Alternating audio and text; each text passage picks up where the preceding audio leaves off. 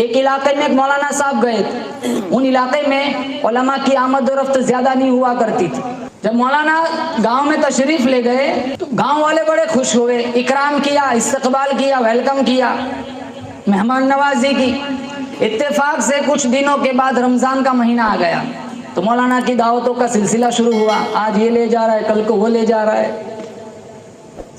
تو ایک گھر میں میاں بیوی کہنے لگے, آپس میں مشاورت کی. اس کے شوہر نے اپنی بیوی سے کہا کہ مولانا صاحب آئے ہیں, تیری کیا رائے ہے, آج اپنے گھر بلایا جائے؟ کہا لوگ جنت لوٹ رہے, ہم کیوں محروم رہے, ہمارے گھر میں بھی بلایا جائے. بلایا گیا, مولانا کو حجرے میں بٹھایا, دعوت کھلائی, مولانا نے دعا کی, مولانا تشریف لے گئے. مولانا کے جانے کے بعد اس کی بیگم اس کمرے کی صفائی کے لیے جب اندر گئی, پورے کمرے کو ٹٹولا, چھان مارا, لیکن اس کے وہاں کچھ پیسے رکھے ہوئے تھے, وہ پیسے نہیں تھے.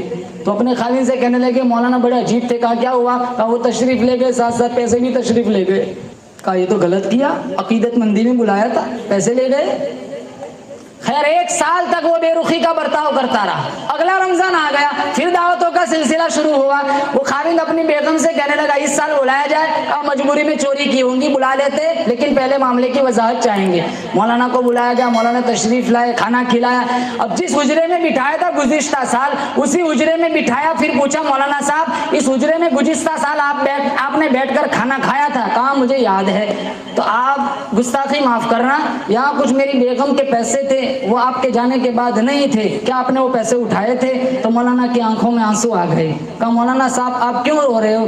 کہا میں اس لیے نہیں رو رہا ہوں, تم نے میرے اوپر الزام لگایا. پنکھے کی ہوا کی وجہ سے وہ پیسے اڑ کے ادھر ادھر منتشر ہو رہے تھے, میں نے سارے جمع کر کے قرآن کھول کے قرآن میں رکھ دیے تھے.